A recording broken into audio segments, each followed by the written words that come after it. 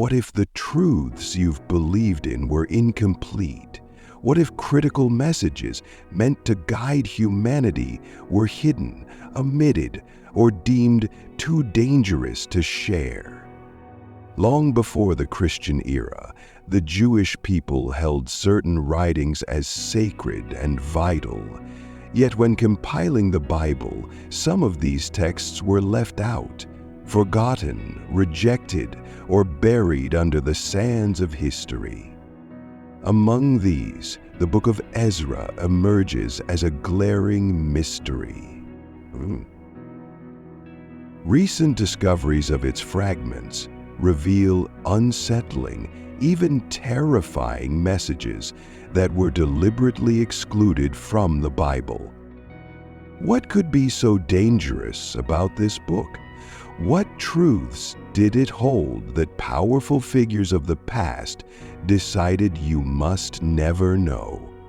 Today we confront the untold story of the Book of Ezra, a story of exile, rebellion, and redemption, shadowed by secrets that still haunt us. Stay with us as we unravel the forbidden truths of a book that shaped a people's destiny yet vanished from the biblical canon.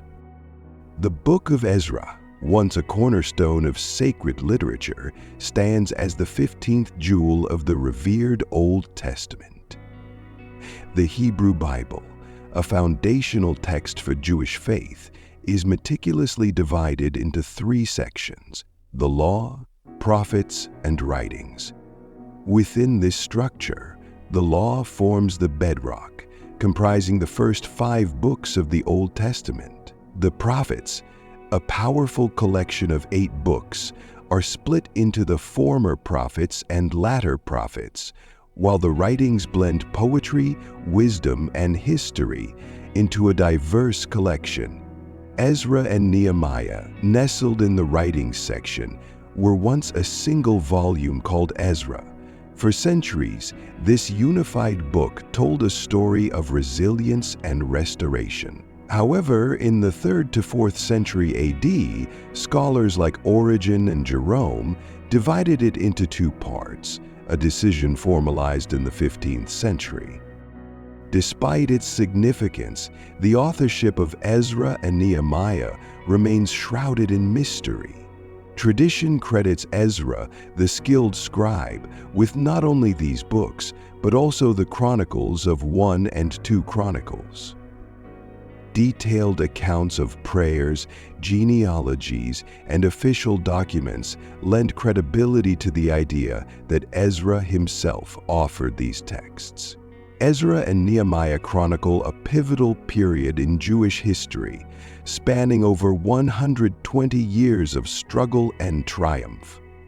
From the Babylonian exile in 538 BC to the rebuilding of Jerusalem's walls in 445 BC, these books preserved the resilience of a nation. The story unfolds in 2 dramatic chapters: the initial return to Jerusalem and the rebuilding of the temple 539-516 BC, followed by Ezra and Nehemiah's ministries to reconstruct Jerusalem's spiritual and physical identity 458-430 BC. Before Ezra's arrival, the exiles faced life-altering choices. While some embraced the divine command to return and rebuild their homeland, others, comfortable in their new Babylonian lives, chose to stay behind. The contrast between these decisions highlights a stark divide between faith and convenience, loyalty and compromise. Amidst these challenges, the narrative of Ezra emerges, and redemption. From the temple's halted construction to the bold reforms addressing intermarriage, Ezra's leadership shines as a beacon of unwavering faith. The first 6 chapters recount the revival of temple construction, bolstered by the prophetic encouragement of Haggai and Zechariah, Yet opposition abounds, with neighboring cities employing political schemes to hinder progress. The turning point comes in Ezra 5:6, where divine providence overcomes human resistance, leading to the temple's completion. Ezra's later chapters delve into spiritual reforms, focusing on the pressing issue of foreign alliances. His fervent prayers, communal fasting, and calls for repentance culminate in a powerful vision of a purified Jerusalem, a vision that seamlessly transitions into the Chronicles of Nehemiah, promising hope and restoration. The English Bible, Protestant Bible, and Hebrew Old Testament each contained 4 books associated with Ezra. These texts, while interconnected, have sparked intense scholarly debates over their authorship and compilation. Were they truly written by Ezra, or do they represent a mosaic of voices from different eras? What remains undeniable is the enduring impact of these writings. They capture the complexities of faith under duress, the perseverance of a people against all odds, and the divine thread that runs through history. What unsettling truths remain buried in the fragments of the Book of Ezra? What was so dangerous that it was excluded from the Bible? The answers lie within the shadows of history, waiting to be uncovered. In the English-speaking world, particularly following the Anglican numbering system, we have Ezra and Nehemiah as we know them, followed by 1st and 2nd Esdras. These latter two are simply the Latin versions of the name Ezra. Anglican tradition stands out among Protestant practices due to its inclusion of such books absent from the standard Protestant Bible. These books, sourced from the Greek Old Testament, known as the Septuagint or LXX, go by various names, with 2 primary titles being Deuterocanon and Apocrypha. Deuterocanon, when translated, means second canon or secondary canon, emphasizing the continuity from the Hebrew scriptures to these additional books in the Greek Old Testament. This term bridges the gap from Malachi, the last prophet, to the era of John the Baptist's in Jesus in the New Testament, leading into the Gospels. Deuterocanon also highlights the canonicity, arguing that these books rightfully belong in the Bible. It's more about chronology than establishing a status of rank. On the other hand, we encountered the term Apocrypha, meaning hidden, uncertain, or false. Originally, this term addressed the uncertainty surrounding the origin of these books rather than their contents. Early church discussions debated whether these books should be treated like the rest of the Old Testament or kept separate.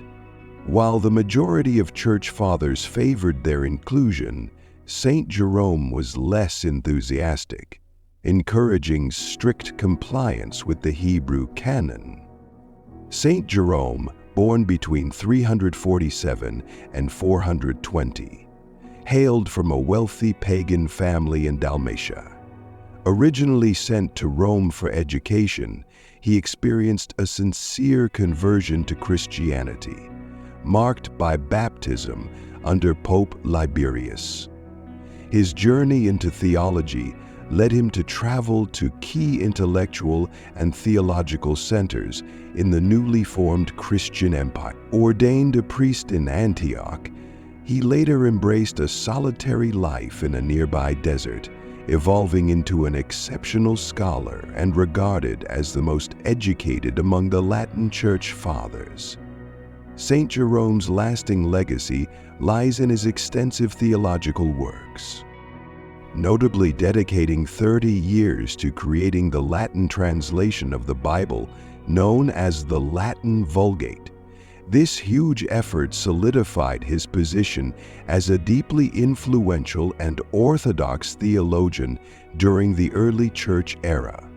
In his later years, he established a religious community near Bethlehem in the Holy Land, where he delved into writing histories and biographies and deepened his commitment to prayer and self-denial.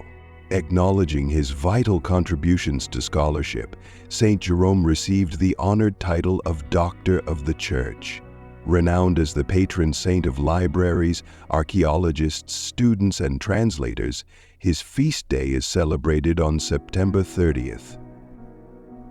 St. Jerome's rich and diverse life journey reflects a profound dedication to intellectual pursuits, spiritual meditation, and the enduring impact he made on Christian theology and learning. Over time, especially after the Reformation, the term Apocrypha has taken on a highly negative connotation. It evolved into an accusation, suggesting that the contents of these books are hidden, uncertain, and false, discouraging people from reading them due to perceived danger and deceit.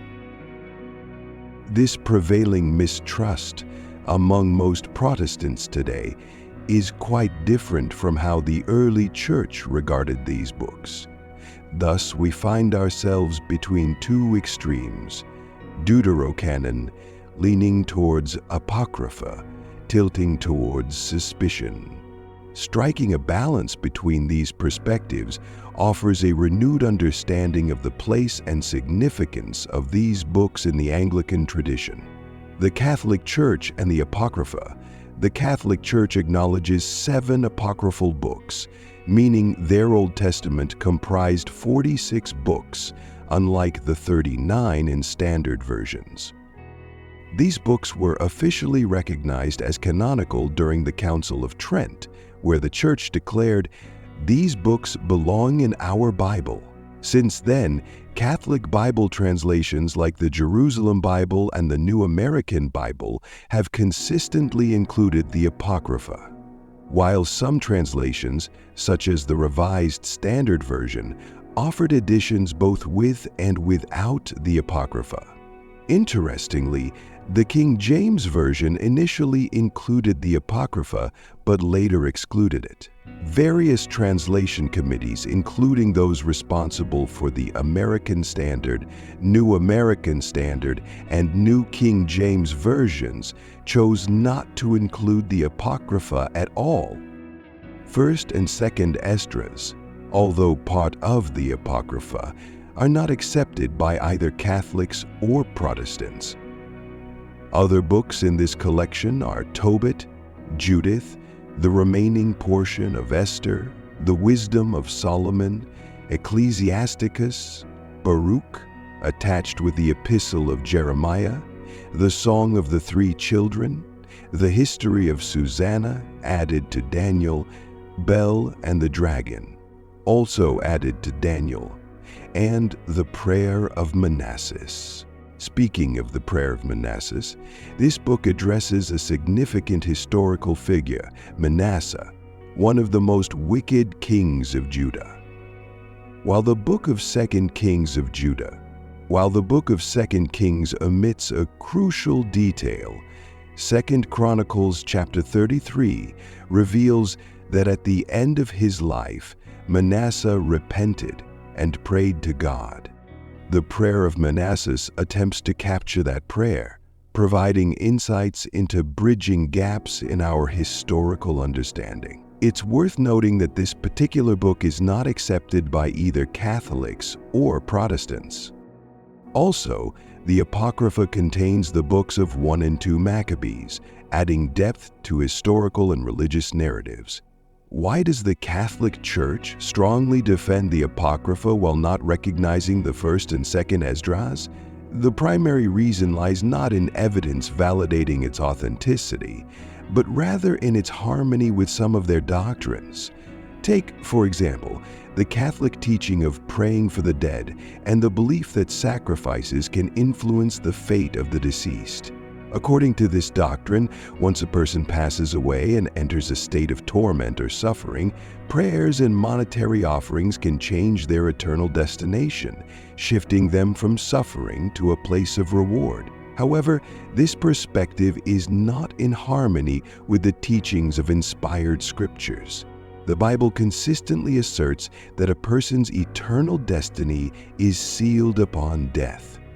In Luke 16, there's an account involving a rich man and Lazarus, a poor but righteous individual. The rich man faces torment after death, while Lazarus finds comfort with Abraham in paradise. This scenario emphasizes a significant separation, as described in Luke 16, with a great fixed gulf between those in torment and those in comfort, making any transition impossible. Hebrews 9 verse 27 further strengthens the biblical view that individuals face judgment after a single death, and their destiny is unchangeable. Contrasting this biblical perspective, the Apocrypha, specifically in 2 Maccabees 12, attempts to justify the Catholic doctrine by suggesting a form of compensation for the deceased, aiming to release them from their sins. Bertrand Conway, seeking to defend the Catholic practice of praying for the dead, referred to this passage, asserting that Protestants consider the Book of Maccabees apocryphal, but insisting it holds the same authority as Isaiah or St. John, relying on the divine, perfect witness of the Catholic Church. However, it's important to note the disagreement with this claim. Protestants do not attribute the inspiration of John and Isaiah to the authority of the Catholic Church. Additionally, the Apocrypha introduces the idea that a person can pay for sins through almsgiving, equating monetary offerings to forgiveness. This concept is covered in Tobit's statement, "It is better to give alms than to lay up gold," asserting that almsgiving can deliver from death and cleanse away all sin, essentially representing the Roman Catholic doctrine of so much pray for so much pay. Unveiling 1 and 2 Esdras. While the Catholic Church doesn't officially recognize 1 and 2 Esdras as sacred texts, these writings add a fascinating layer to the Old Testament narrative. Think of 1 Esdras as a backstory to Ezra and 2 Esdras as a sort of follow-up.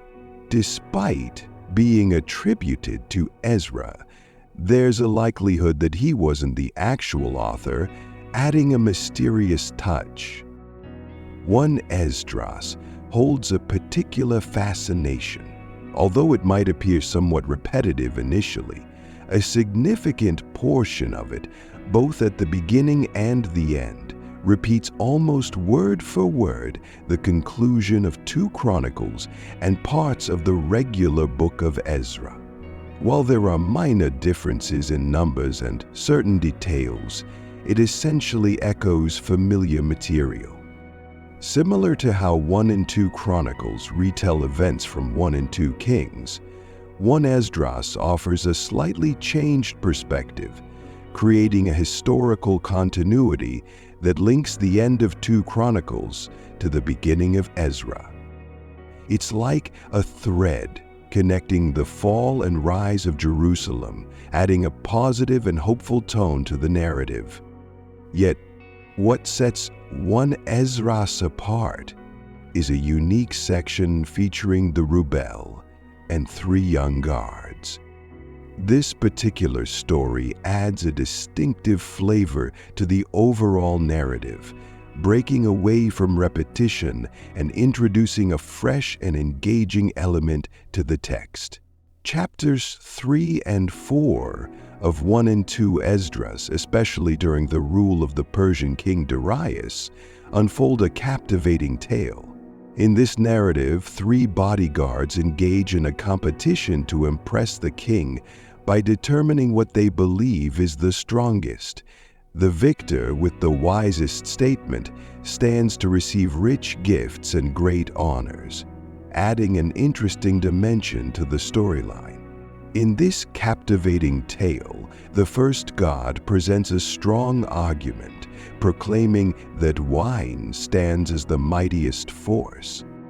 He cleverly argues its ability to influence the minds of all, leveling the playing field for kings, orphans, and slaves alike. Taking a distinct path, the second god argues that supreme strength lies in men governing land and sea. He logically emphasizes the king's supremacy as lord and master, aligning his response with political power to gain favor with the king. Yet, the tale takes an extensive and surprising response. He praises the greatness of women, attributing their significance to giving birth to kings and rulers. This acknowledgement of the dignity and power of women proves to be remarkably unexpected in the historical context, shedding a positive light on the female sex. Zerubbabel doesn't stop there.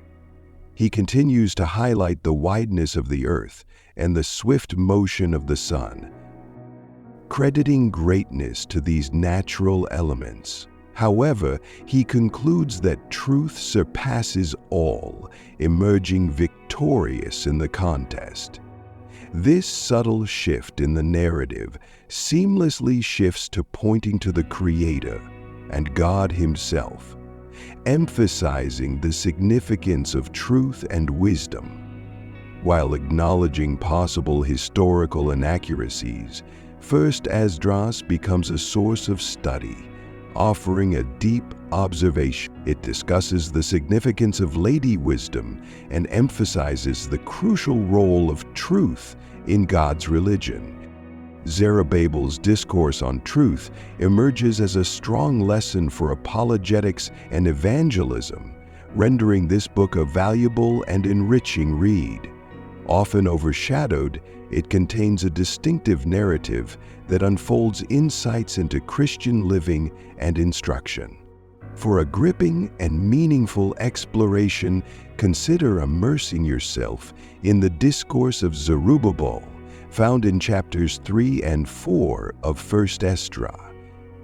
It might just unveil invaluable lessons for your spiritual journey. Jesus' references and prophetic insights. While the second Esdras might be considered a non-canonical book, similar to the Book of Enoch, it holds a unique significance. Surprisingly, Jesus referred to or quoted from this book around 24 times in the Gospels. Even in the Book of Revelation, the angel referred to second Esdras more frequently than Enoch.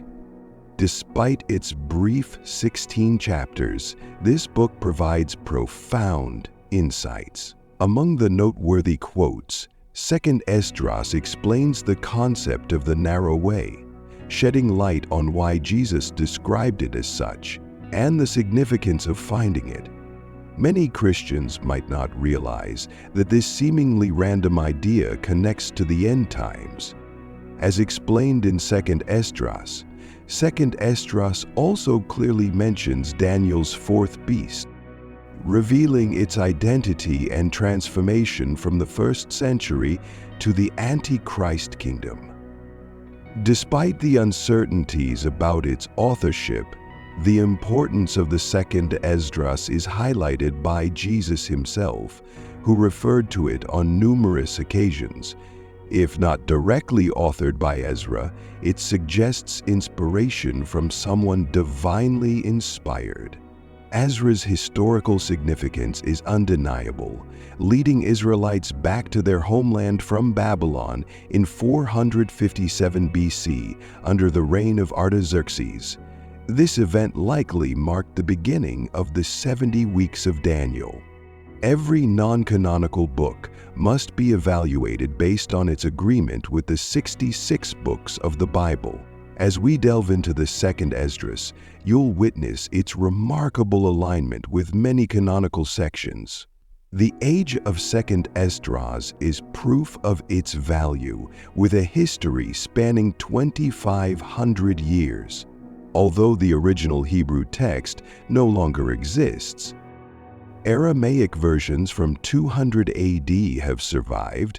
Surprisingly, the Second Esdras is present in the 1611 King James Bible, showcasing its historical and literary significance.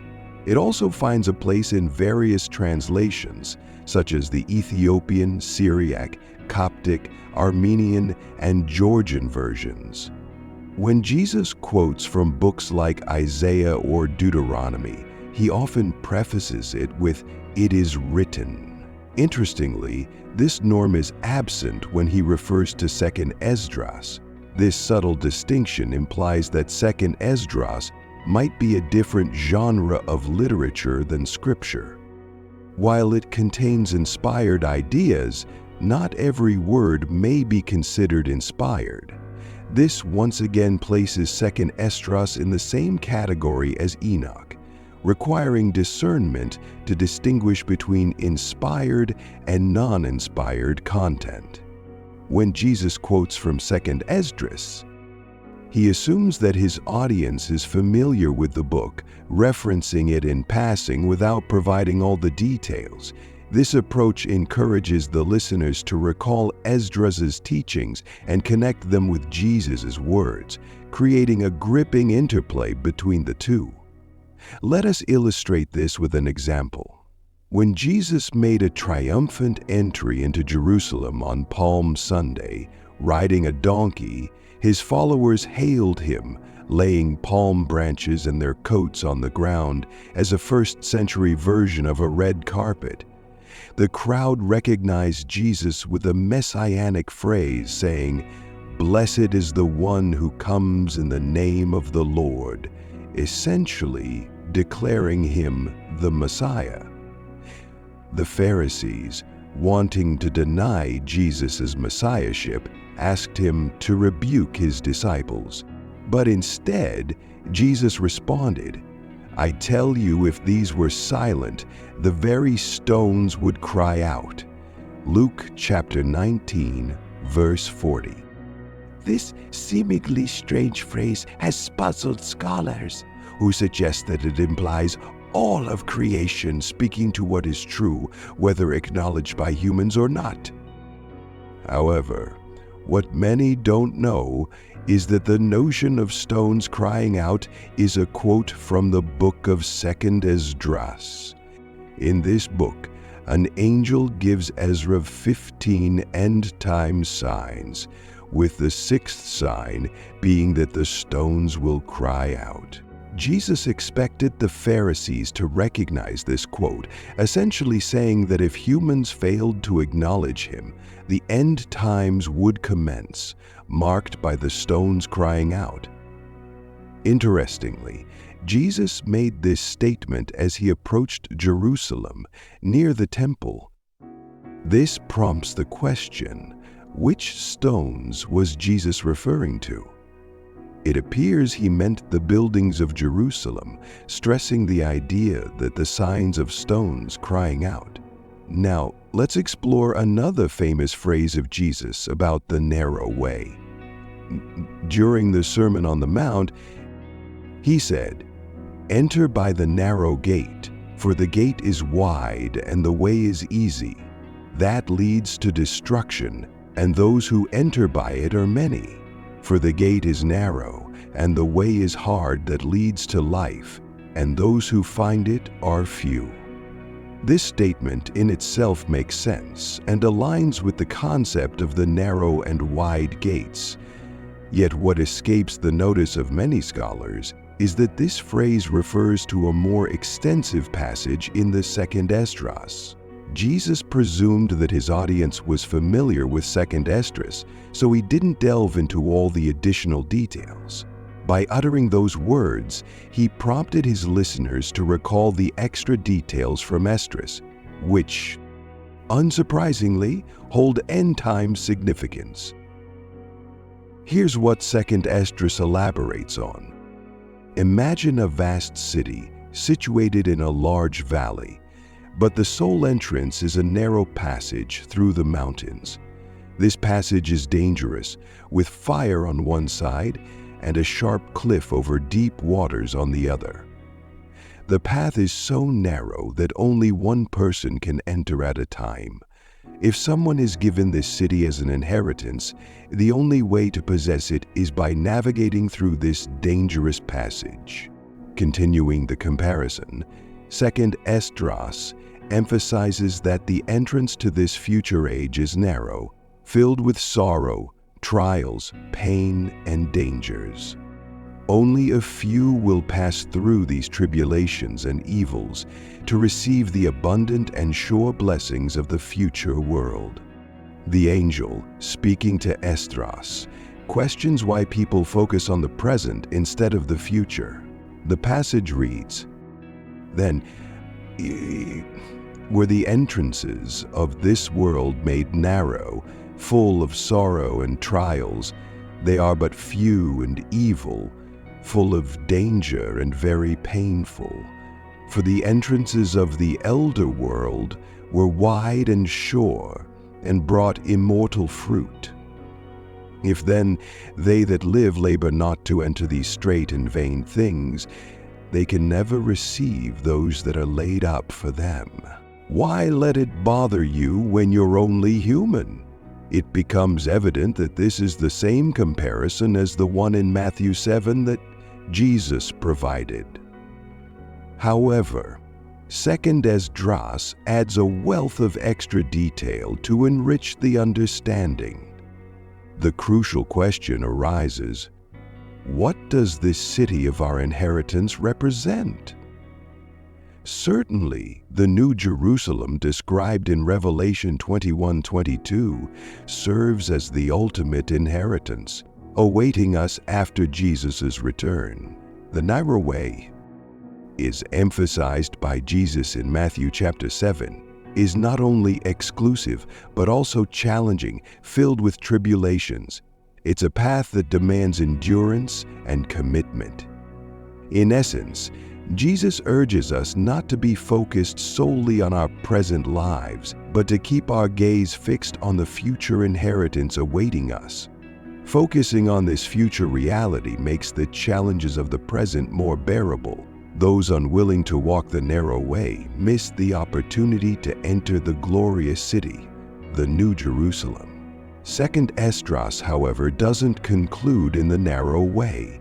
It delves deeper, offering detailed insights into the end times and the Messianic kingdom. All of this is complexly connected to the narrow way that paves the journey leading to the kingdom. Consider this excerpt. "Behold the days to come, when the signs I have foretold come to pass, and the bride is revealed. What has been withdrawn from the earth will be brought back.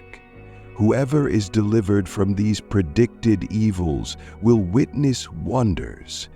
The Messiah, my Son, will be revealed alongside those who remain, rejoicing for 1,000 years." 2nd Ezra, chapter 7, verses 26 to 28. Jesus' audience during the Sermon on the Mount, familiar with 2nd Esdras, would naturally connect these words to the narrow way. When Jesus spoke of the narrow way, they likely associated it with the withdrawal and return of the bride, symbolizing a period of separation and subsequent rejoicing. This reunion with the Messiah and the 1,000-year rejoicing align with the Messianic kingdom, revealing that the narrow way indeed carries deep end-time implications, insights often overlooked by modern scholars unfamiliar with 2nd Esdras. The harmonious echo, 2nd Esdras, and the Messianic kingdom, 2nd Esdras, proceeds to describe the great white throne's judgment, a scene strikingly similar to Revelation's depiction. It echoes the idea that the earth will give up those resting within it, dust yielding its silent dwellers, and secret chambers delivering the souls entrusted to them. Second, Ezra chapter 7, verse 32. In Revelation, a parallel imagery emerges, stating, "And the sea gave up the dead who were in it, and death and Hades gave up the dead who were in them." Revelation chapter 20, verse 32. The similarity between the two accounts is clear. Continuing, 2nd Esdras unfolds a vision where the Most High takes his place on the judgment seat, indicating the passing away of misery and long suffering. A powerful message declares that on the day of judgment, the familiar celestial bodies, sun, moon, and stars, will exist no more. 2nd Esdras, chapter 7, verse 33. This aligns with Revelation's depiction, which states, "Then I saw a great white throne, and him who is seated on it, and from his presence earth and sky fled away." Revelation chapter 20, verse 11. The parallels emphasize the striking harmony in the descriptions, drawing from Matthew chapter 20, verse 22, where Jesus emphasizes the necessity of shortening those days for humanity's survival. 2nd Esdras echoes a similar idea, urging prayer for the cutting short of those challenging times. It reflects the harmony of Jesus' words with the insights found in 2nd Esdras. Chapter 2, verse 13 reads, "Go, and ye shall receive. Pray for few days unto you, that they may be shortened. The kingdom is already prepared for you. Watch." In Matthew chapter 8, verses 11 to 12, Jesus speaks of the millennial kingdom. 2nd Esdras chapter 1, verse 38 also mirrors the idea of people coming from the east and being led by Abraham, Isaac, and Jacob. A pattern of shared concepts arises. Both texts convey a common narrative, strengthening their connection. Furthermore, 2nd Esdras foretells the signs appearing before the visit of the Most High upon the world. It expects earthquakes, global unrest, and disorder among nations. In agreement with the signs Jesus spoke of in Matthew, emphasizing the repetitive nature of beginnings and ends, 2nd Esdras assures salvation for those who believe and act faithfully, allowing them to navigate the impending perils and witness divine salvation. 2nd Esdras, chapter 9, verses 1 to 8. Examining the parallels, it's interesting how closely 2nd Esdras aligns with Luke's Olivet Discourse. Luke chapter 21, verses 9 to 11, 25 to 26.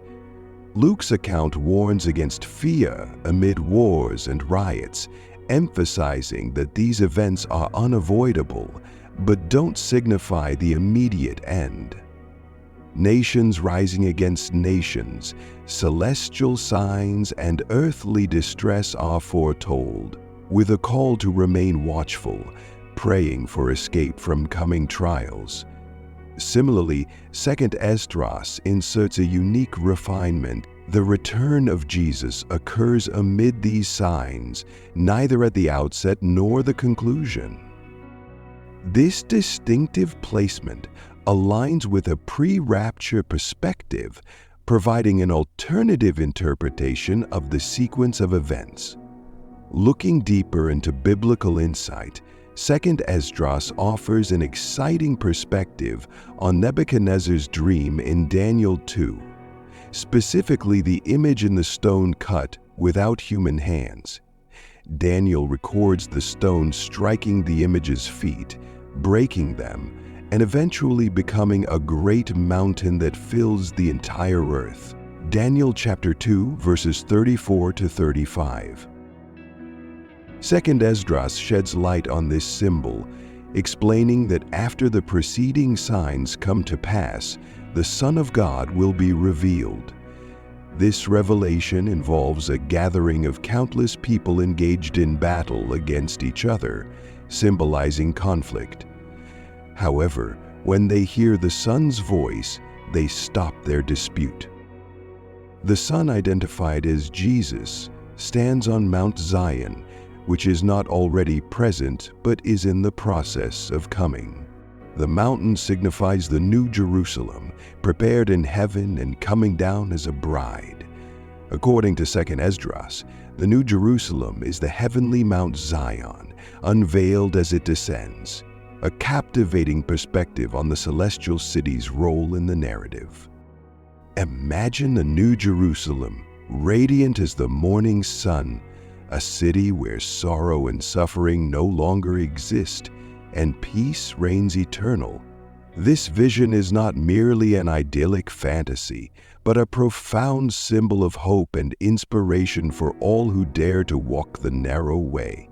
It calls us to persevere, to endure hardships, and to embrace the trials of life with unwavering faith, knowing that the reward is beyond comprehension. This imagery of the New Jerusalem serves as the ultimate encouragement for believers. It reminds us that the journey of faith is not about seeking temporary comforts, but striving for the eternal reward that God has promised.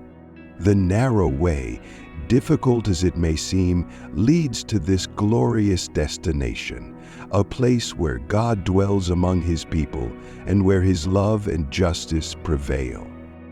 Reflecting further, the promise of the New Jerusalem is not only about a future destination, but also about a transformation of the present. Each step taken on the narrow way reshapes the heart, aligns the soul with divine truth, and prepares believers for the eternal communion with God. As we envision this promise, let us consider the trials we face not as burdens but as opportunities to grow closer to God.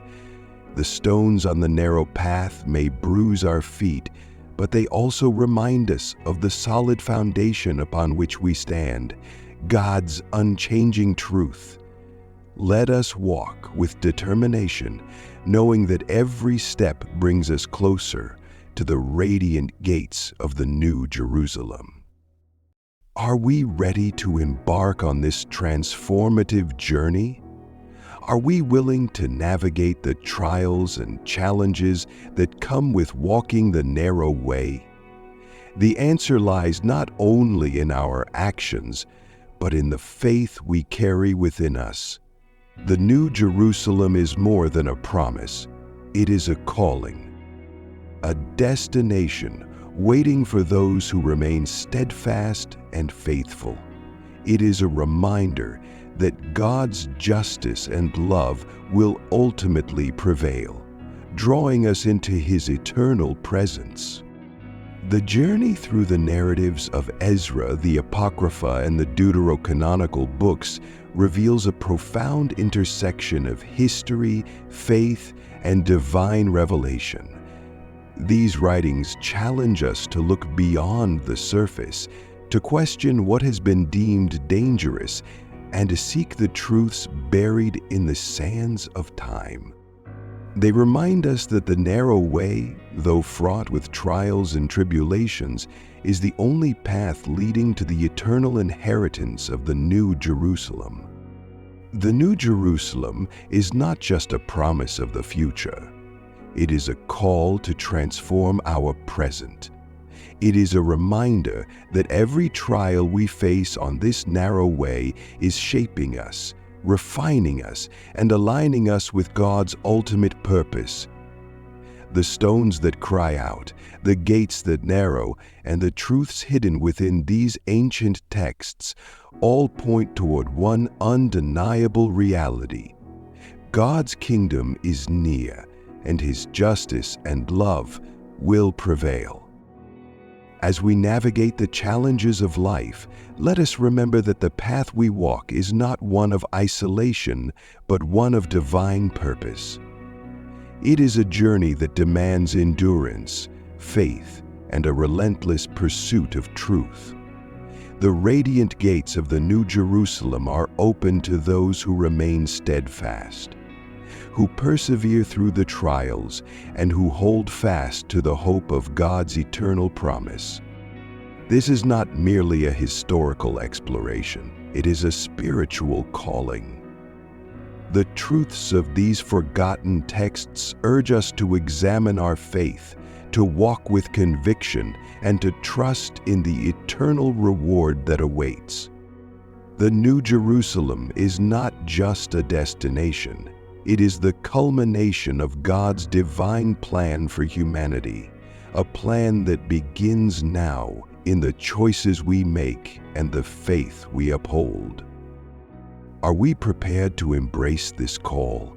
Are we ready to walk the narrow way, knowing that the challenges we face are but stepping stones to the eternal light? The answer lies within each of us, and the time to act is now.